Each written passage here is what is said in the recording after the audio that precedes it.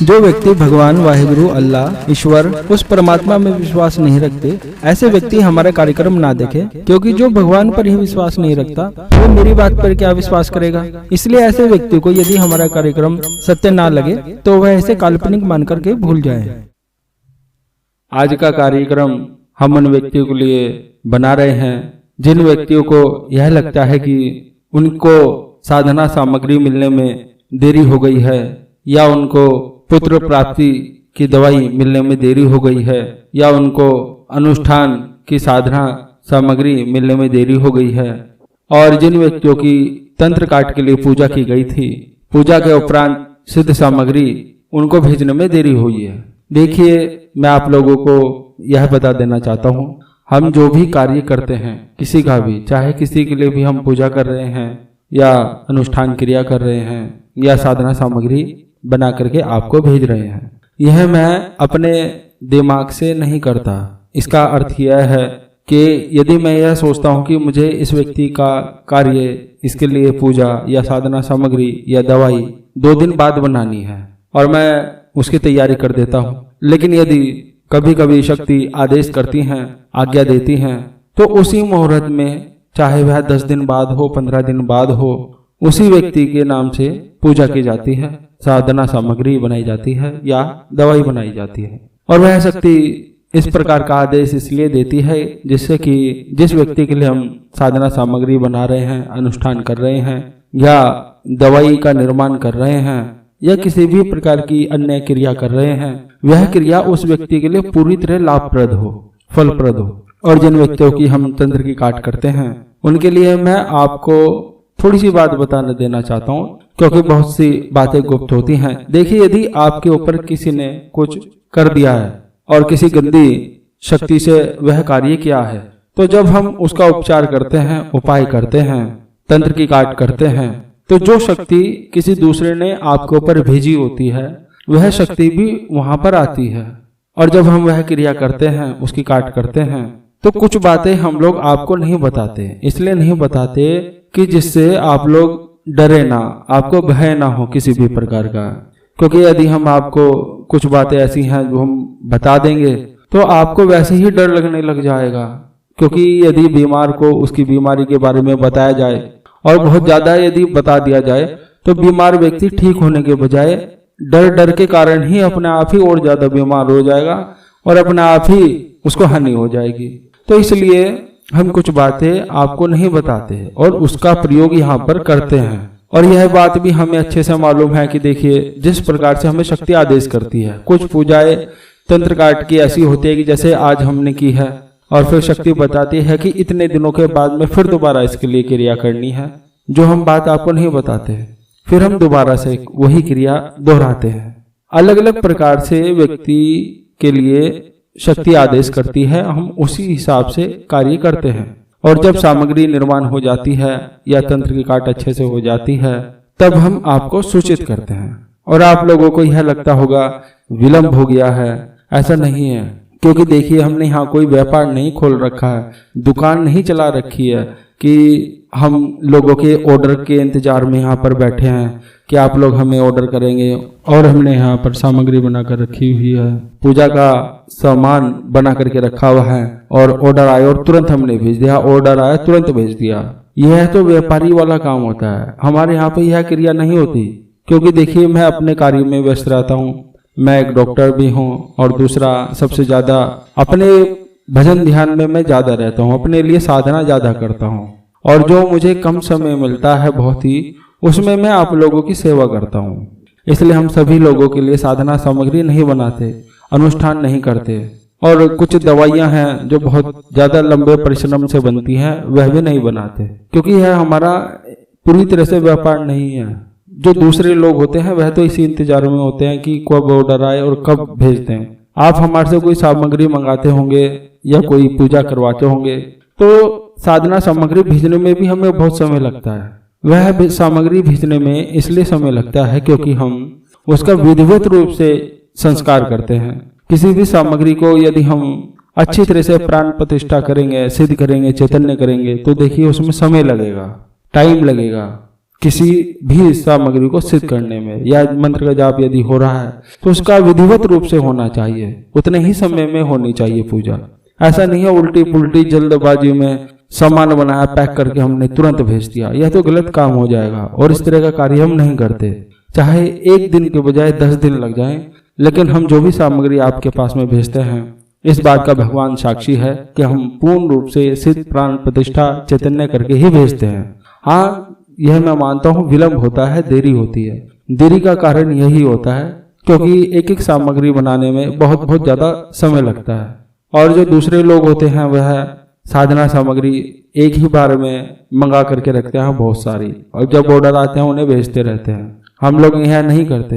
हम लोगों को तो जो भी व्यक्ति ऑर्डर देता है उसी के नाम से हम साधना सामग्री की सभी सामग्री, पूजन की सामग्री हो, जो भी पूजन में सामग्री लगती है वह सभी उसी के नाम से मंगाते हैं और तभी सामग्री को सिद्ध किया जाता है।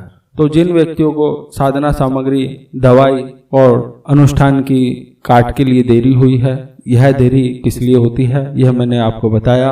और दूसरा बहुत बड़ा एक कारण यह भी है कि देवी शक्ति अधिकतर मुझे मना करती है सामग्री निर्माण के लिए, क्योंकि देखिए जब हम यहाँ पर देरी करते हैं तो आप लोगों के विचार में परिवर्तन आता है। आप लोगों के अंदर बहुत बहुत अलग अलग बातें प्रकट हो जाती हैं कि देरी क्यों हो गई है, सामान मुझे मिलेगा या नहीं मिलेगा, बहुत सारी नेगेटिविटी आप लोगों के मन में आ जाती है।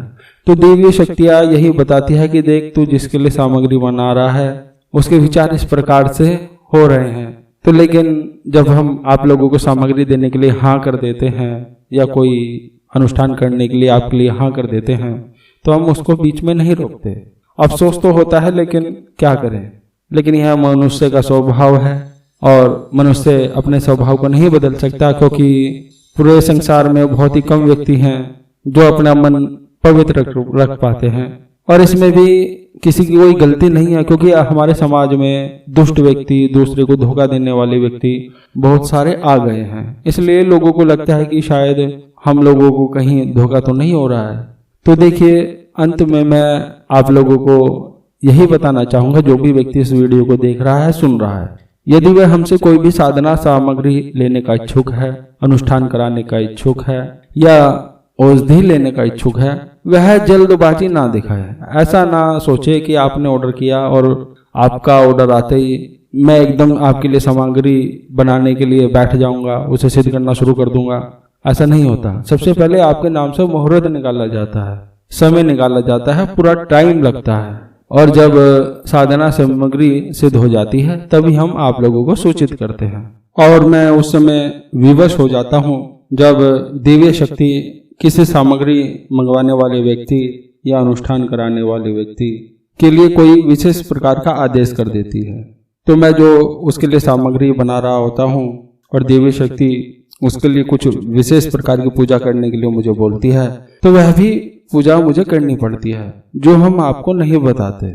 और बहुत सारी क्रिया इस प्रकार की होती है जो दिव्य शक्ति के आदेश के अनुसार हम लोग करते हैं।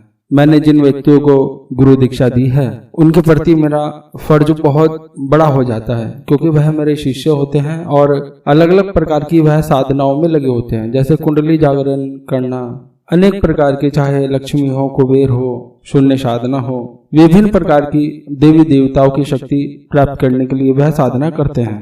और जब वह साधना करते हैं तो मुझे उनके ऊपर नजर रखनी पड़ती है जिससे सभी प्रकार से उन्हें लाभ हो, और जो भी उनके प्रश्न होते हैं, क्वेश्चन होते हैं, वह भी मुझे उन्हें बताना पड़ता है। बहुत ज्यादा समय मेरा इसमें भी ज्यादा लगता है और सबसे बड़ी जिम्मेदारी का कार्य यही होता है एक गुरु के ऊपर कि वह शिष्य के ऊपर जो भी संकट हो, जो भी आपदा हो, जो भी विपदा हो, उसका निराकरण करे, उसका समाधान करे। तो मुझे उसमें बहुत ज्यादा टाइम लगता है, क्योंकि जब भी कोई शिष्य को समस्या होती है तो सभी कार्य पीछे रह जाते हैं और शिष्य की समस्या आगे रहती है मेरे लिए। जैसे ही मैं उसकी समस्या का समाधान करूंगा तभी वह आगे की साधना करेगा। इसलिए किसी की साधना बीच में ना रुके और वह निरंतर साधना मार्ग पर चल के देवी कृपा प्राप्त करे। इससे बड़ा सौभाग्य और क्या हो सकता है, क्योंकि मेरे जीवन का उद्देश्य भगवान शिव को प्राप्त करना है और सभी अपने शिष्यों को भगवान शिव के दर्शन कराना, भगवान शिव की कृपा उन्हें प्राप्त हो, उनके दर्शन हो और वह आत्मज्ञान प्राप्त कर पाए। यही मेरे जीवन का उद्देश्य है। भगवान शिव को जो भी व्यक्ति अपने हृदय में धारण कर लेता है वह अमृत को प्राप्त कर लेता है, मेरा ऐसा मानना है। और एक रस अलग ही उसके जीवन में उतर आता है, आनंद का। वह हर प्रतिक्षण एक आनंद में रहता है, क्योंकि भगवान शिव की शक्ति निरंतर लगातार उसे ओतप्रोत करती रहती है। उसमें धारा प्रवाह ज्ञान की अपने आप ही आनंद की होती रहती है और व्यक्ति नाना प्रकार के बंधनों से, विपदाओं से, संकटों से, दुख से, दरिद्रता से अपने आप ही धीरे धीरे मुक्त होने लगता है और उस मार्ग पर चलता है जिस पर आगे चलकर उसे आत्मज्ञान की प्राप्ति हो और वह इस जीवन के झंझटों से बच जाए।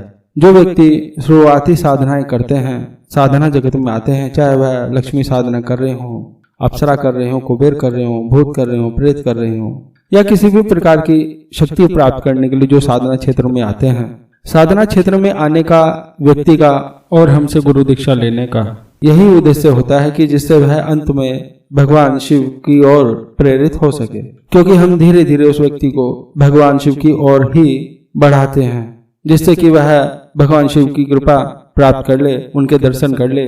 और जो कृपा, जो ज्ञान, जो दर्शन प्राप्त करने के लिए व्यक्ति कई कई जन्मों तक भटकते हैं। जिन व्यक्तियों को बहुत ज्यादा जल्दी हो सामग्री लेने की, पूजा कराने की, अनुष्ठान कराने की या किसी भी प्रकार के अन्य कार्य की, वह कृपा करके हमसे संपर्क ना करें। इस समाज में बहुत सारे गुरुजी हैं, साधु हैं, सन्यासी हैं, योगी हैं, बड़े बड़े उच्च कोटि के साधक गण हैं जो हमसे बहुत ज्यादा ज्ञानी हैं, विद्वान हैं।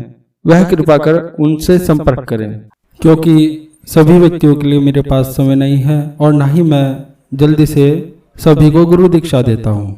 आगे भगवान शिव की इच्छा। शंभु महादेव भोलेनाथ।